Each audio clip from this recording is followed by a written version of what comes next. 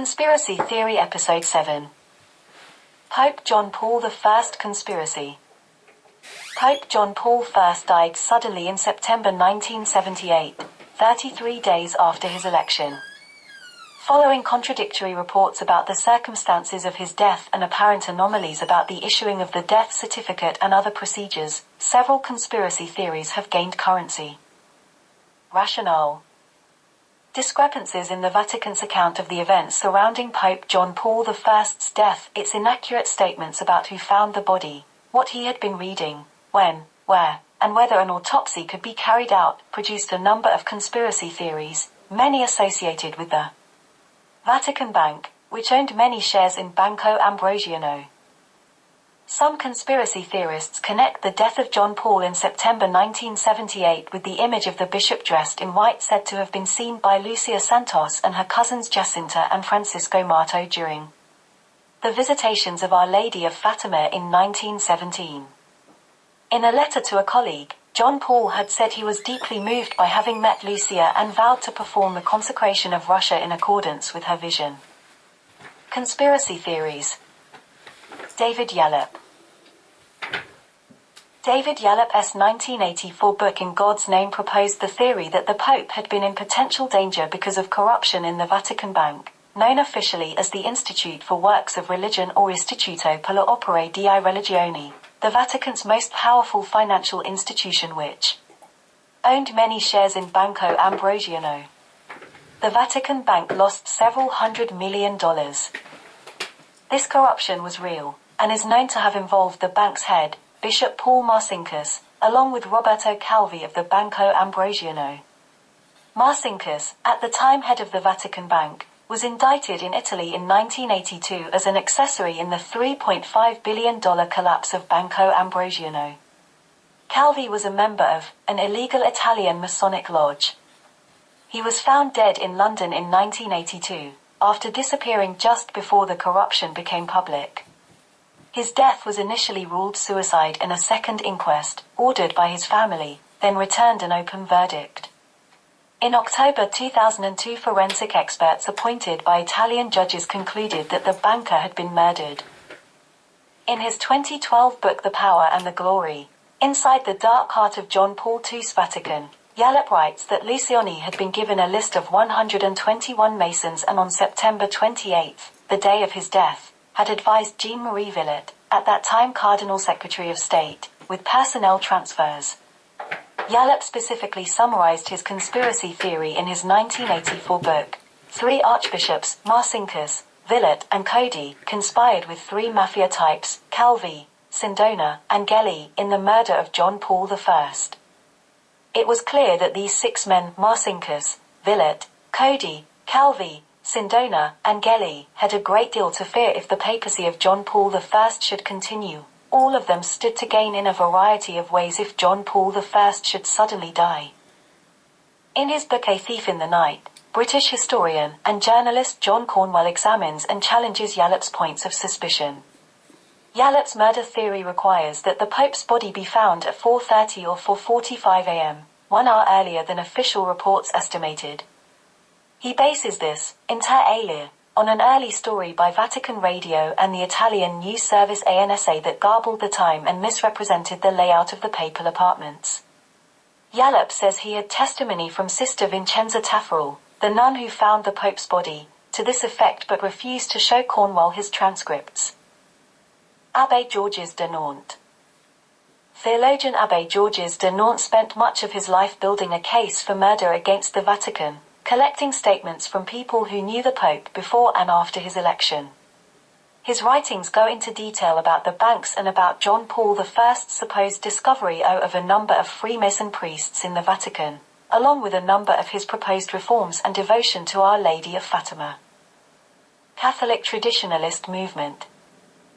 According to the Catholic Traditionalist Movement organization, their founder Father Goma de Paul was to have gone to Rome to help John Paul I re-establish the Tridentine Mass. Father de Paul stated on the 15th anniversary of the Pope's death, "Well, I tell you one thing, if he had remained Pope, You wouldn't have me here at the chapel because with that beautiful official letter signed by the Secretary of State, Also came an unofficial message that I better start packing my suitcase, that there was a job waiting for me in Rome, in the Vatican, to help Pope John Paul I bring the truth back to the Church. Well, it wasn't to be, and the Lord, who knows what he does, obviously wanted me to be in this chapel. What was I going to do in Rome? Well, let's just forget it. Other prominent traditionalist Catholic websites, not related to CTM, have suggested John Paul I may have been assassinated to prevent restoration of the Tridentine Mass. Charles M. In his 2017 book The Godmother, Mater Pascalina, Father Charles M. writes about the coincidence that Pope John Paul I had attempted to discipline Cardinal Sebastiano Boggio, who appointed many liberal bishops including later, the defrocked ex-Cardinal Theodore McCarrick, and that CDL, Boggio was the last person to have seen Pope John Paul I alive. Anthony Raimondi. In his book When the Bullet Hits the Bone, which was published in 2019, Anthony Raimondi, who claims to be a nephew of Lucky Luciano, says he helped his cousin Archbishop Paul Marcinkus kill the Pope by putting Valium in his tea to knock him out, then poisoning him with cyanide. The reason given was that John Paul had allegedly threatened to expose a massive stock fraud run by Vatican insiders. Raimondi says that plans were made to also assassinate John Paul II had the latter decided to expose the fraud. Raimondi says that if they take the Pope's body and do any type of testing, they will still find traces of the poison in his system. Okay, so what happened to Pope John Paul I? I always remember when, know how like when, if you're Catholic you'll know, when they pick a new pope, they always, white smoke, they've got a nice new pope. Great, I think it was black smoke, they've not got a pope yet. But this, when he, I always remember, because I remember my mum commenting, and when he was picked, it was grey smoke that came out. And she says, that's odd. That's odd. So, Pope John Paul I. So what's happened to Pope John Paul I?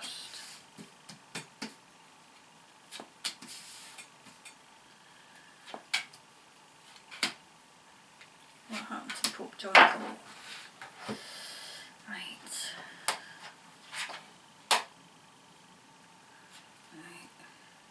Right, there was something he was working on.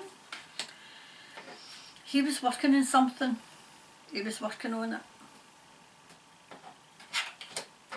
Oh wow. Do you know what it is? He was working on to bring, I feel as if it was the church down.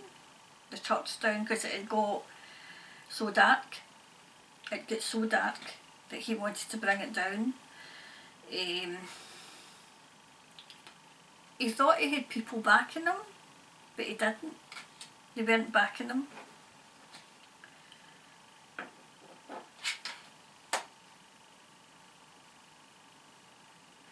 I feel as if it was somebody within his small group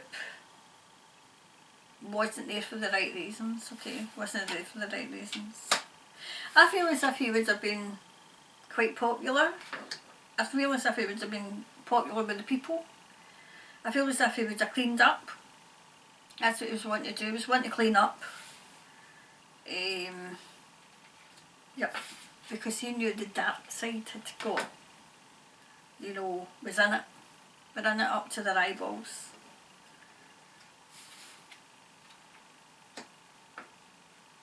I feel as if it was a toss-up between two.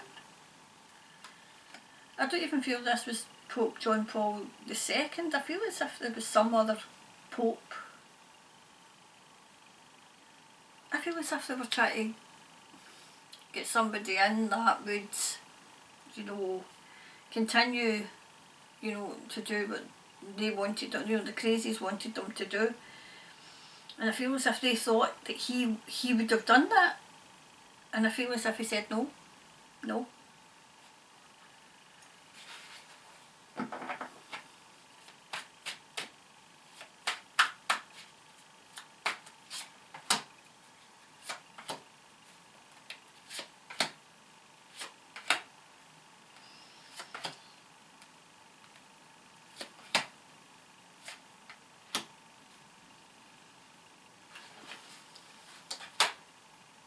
mystery, absolute mystery, still surrounds us to this day.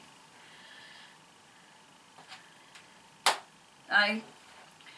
They, when they got rid of him, because he wanted to bring them down, it was a joyful occasion for them. They were jumping with joy. The emergency was over. It was over.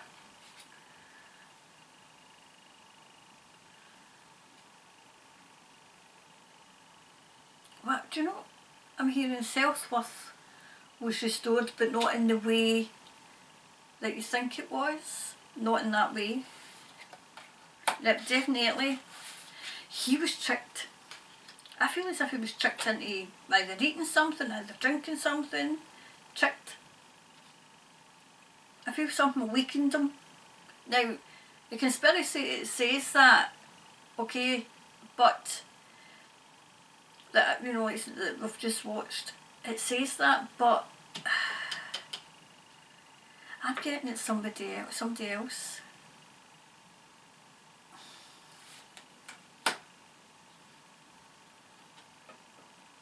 Somebody's either written a tell-all book or going to write a tell-all book. I feel as if it's not, no, Thomas is saying the book's not written yet. This is to bring down the church. To do what he was going to be put in place to do that he didn't get to do, but somebody else is going to do it. Yep. I feel as if this present Pope is going to go. I don't know if he'll be next, but I feel as if his health is not good. His health isn't good. The present present Pope's health isn't good. Anything else?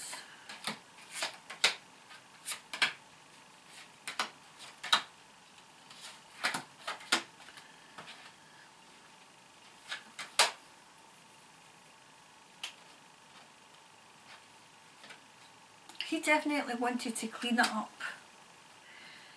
What was going on within it, he didn't like. I know that there's the Fatima connection, and I know that the visions that, you know, they saw. But this is something to do with the church itself that he was trying to clean up. Yep. They sailed in, took over fully. They always had it, but they were openly now. Openly. Yep.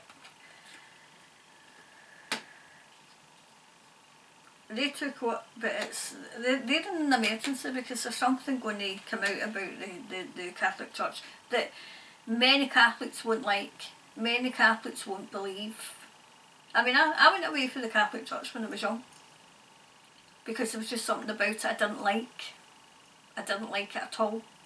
It didn't give me, it gave me the creeps. It gave me the creeps.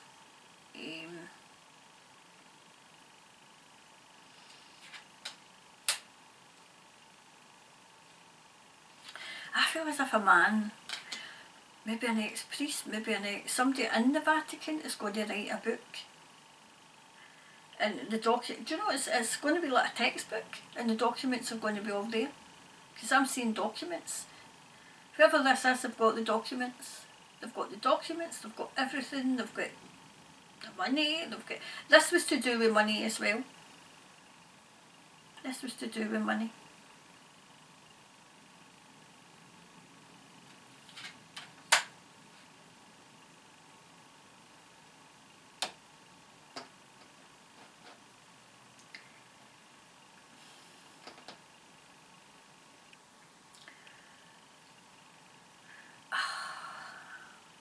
There's something going to come out about one Pope in particular. Something's going to come out about them.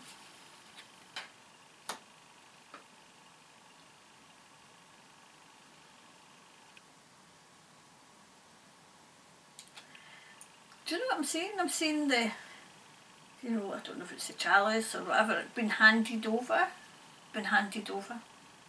capitulate. I'm wondering if the Vatican's been taken over. Because, I mean, when I walked away, I was brought up Catholic and I walked away when I was, I think I was just out of school when I walked away from it, thinking, I don't like, there's something about this I don't like, it's creepy. It was creepy. Yep. Well, it's going to crumble. Many people of the Catholic faith is going to be absolutely shocked to their absolute core when they realise what's been going on. I feel as if it would have come out many, like decades ago, had John Paul I not been, he was murdered. He was murdered.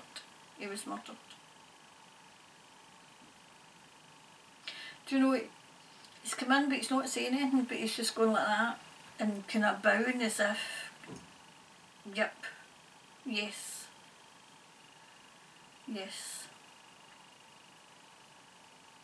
Wow.